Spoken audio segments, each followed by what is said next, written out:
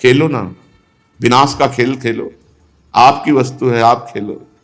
जिस पर विशुद्ध कृपा होती, बस ये है कि बड़ा कठिन है, बड़ा कठिन है झेल पाना। अगर सत्संग सुन सुन करके पुष्ट हो गए हो तो हो जाएगा।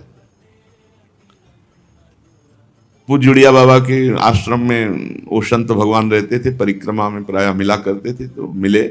उनका वृंदावन में साधु सेवा बहुत फलीभूत होती, बहुत लाभ प्रदान करती। संत सेवा, संतों को भोजन पवाना, संतों को वस्त्र, ये सेवा बहुत उनका अच्छा, बड़ी कृपा।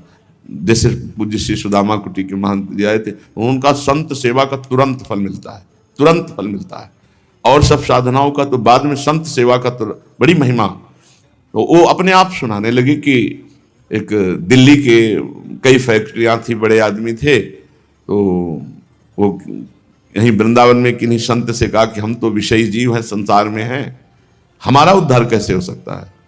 उनका तुम्हारे पास धन है, महीने 15 दिन में आ जाया करो वृंदावन, एक बार साधु सेवा की और चले गए। बोले इससे उद्धार हो जाए? पक्का उद्धार हो जाएगा। तो उनके लिए 1-2 लाख रुपया महीना में खर्चा करना कोई बड़ी बात नहीं थी। अब तो जब वो 2-4 वर्ष पवाए तो और आनंद बढ़ने लगा। फिर धीरे धीरे यहां भी पवाना और दिल्ली भी ले जाना, अच्छे से भेंट और व्यवस्था सब करते। तो संत भगवान तो श्रद्धा के भूखे, उनकी श्रद्धा के कारण दिल्ली भी जाने लगे। तो बसें खड़ी थी यही रमण रेती में, तो एक संत भगवान कभी वृंदावन से बाहर नहीं जाते थे, बैठ गए।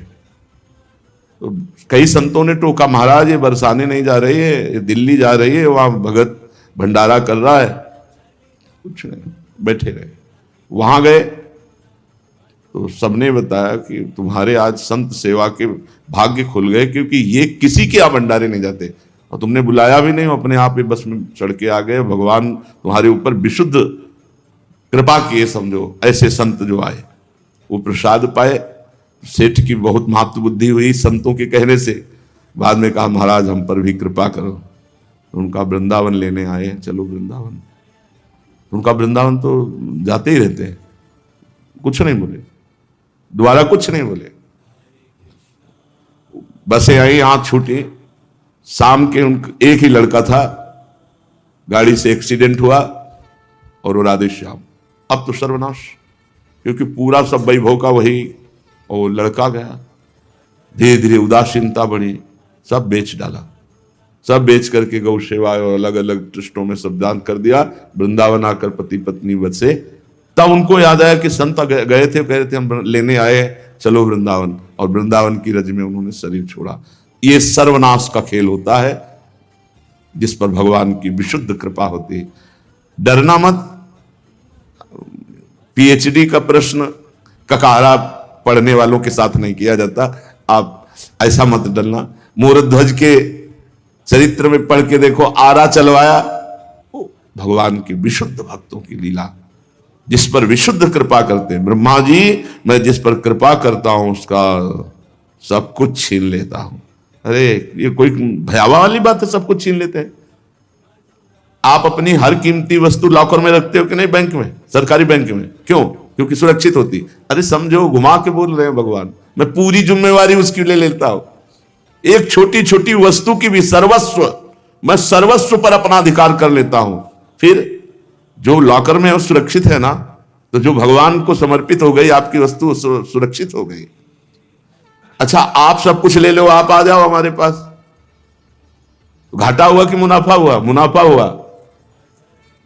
एक आदमी पारसमणि के स्पर्श से किया हुआ सोना लेके चला गया, और एक आदमी पारसमणि मिली, तो महान कौन हुआ? जो पारसमणि। क्योंकि जितना चाहे सोना बना ले, तो जगत बनाने वाला हमारे पक्ष में आ गया, और जगत की माया की कुछ चंद वस्तुएं जो हमारे हिस्से में थी वो उसने ले ली, तो हम घाटे में हुए क्या? अरे भाई डरो मत, नहीं तो सर्वनाश शब्द सुन के डर जाते हैं कि फिर भक्ति कम करो। ऐसा नहीं है। चक्रवर्ती सम्राट अम्बरीश जी की भक्ति सर्वश्रेष्ठ, और कौन सा नाश लीला हुई? क्योंकि अहंकार ही नहीं था। जहां अहंकार है उसको नाश करने के लिए भगवान लीला करते हैं। मनुष्य योनि में जन्म लेकर यदि कुलीनता का, कर्म का, अवस्था का, विद्या का, ऐश्वर्य का, धन का घमंड ना हो जाए, तो समझना चाहिए भगवान की बहुत बड़ी कृपा है हमारे ऊपर, घमंड ना आ जाए, नहीं घमंड तो हो ही जाता है। कुलीनता आदि बहुत से ऐसे कारण हैं जो अभिमान और जड़ता आदि उत्पन्न करके मनुष्य को सच्चे कल्याण से वंचित कर देता है। परंतु जो मेरा शरणागत होता है, मैं इनके अहंकार में फंसने नहीं देता। कितनी कृपा है, वो घुमा के बोल रहे इसलिए समझ में नहीं आ रहा है। कितनी कृपा है, जो हम नहीं बच सकते उससे प्रभु हमें बचा रहे हैं। ये बलि दानव और दैत्य दोनों ही वंशों में अग्रगण्य और उनकी कीर्ति बढ़ाने वाले होगा। इसने आज उस माया पर विजय प्राप्त कर ली जिसे जीतना बड़े बड़े मुनियों के लिए भी कठिन है। देख लो, अब राज से खोल रहे हैं। तुम देख रहे हो, हमने इतना दुख दिया पर यह दुख से मोहित नहीं हुआ।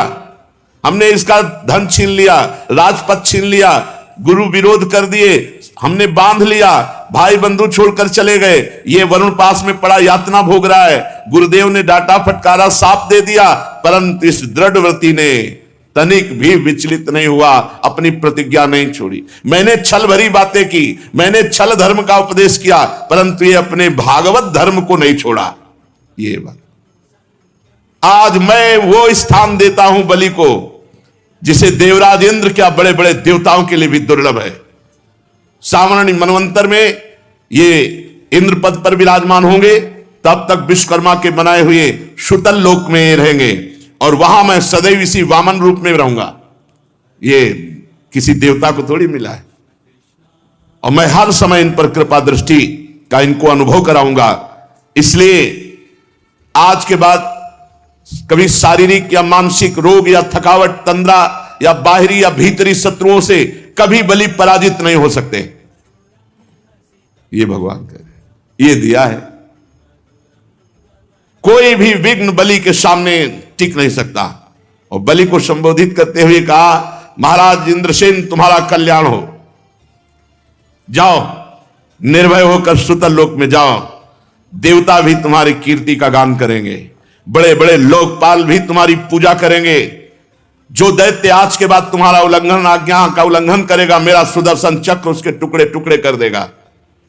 रावण गया था दिग्विजय करने, मारा एक लात भगवान वामन ने, तो दाहिने अंगूठे के प्रभाव मात्र से न जाने कितने योजन दूर गिरा जाके, वहां प्रवेश नहीं, भगवान वामन विराजमान है। देखो क्या भगवान कह रहे, मैं तुम्हारे अनुचरों की, तुम्हारी भोग सामग्री की, सबकी रक्षा का ठेका आज से मैं लेता हूं। यार ऐसा सौभाग्य, खेलो ना खेलो, करो जो मनाए, एक बार आओ सामने ऐसे बोलो, इसी के लिए तो आराधना उपासना की जाती। क्या बलि जी को मिला है? जो बलि जी को मिला वो किसी को नहीं मिला। भगवान कह रहे हैं देखो, नाशवान वस्तु का भी ठेका ले रहे हैं। तुम्हारी भोग सामग्री को भी कोई विघ्न नहीं पहुंचा सकता। तुम्हारी को तो बात जाने दो। बड़े बड़े लोकपाल आज के बाद तुम्हारी पूजा करेंगे। दूसरों की बात क्या, जो दैत्य तुम्हारी आज्ञा का उल्लंघन करने की सोचेगा, मेरा सुदर्शन चक्र टुकड़े टुकड़े कर देगा। मैं तुम्हारे अनुचरों की, तुम्हारी भोग सामग्री की सब प्रकार से रक्षा करूंगा। वीर बलि, तुम मुझे शुतल लोक में सदा सर्वदा अपने पास इसी वामन रूप में देखोगे। दानों दैत्यों के संसर्ग से तुम्हारा जो कुछ असुर भाव होगा, मेरे संग के प्रभाव से वो सब नष्ट होता रहेगा। सनातन पर ब्रह्म परमात्मा भगवान ने इस प्रकार साधुओं के आदरणीय महानुभाव दैत्यराज बलि से जब कहा, तो आंसुओं की धार बह रही बलि की। यार निहाल हो गए इतने में, इससे बढ़कर क्या हो सकता है। यहां एक झलक पाने के लिए पूरा जीवन ऋषि मुनि तप करते रहते हैं। भगवान कह रहे मैं हर समय सानिध्य में रहूं, तुम्हारी भोग सामग्री की भी रक्षा करूंगा, कोई विघ्न नहीं डाल सकता। क्या एकदम निहाल कर दिया, निहाल कर दिया। गला भराया बलि जी का, हाथ जोड़कर गदगद वाणी से भगवान से कहने लगे, प्रभु अभी तो पूरा प्रणाम भी नहीं किया,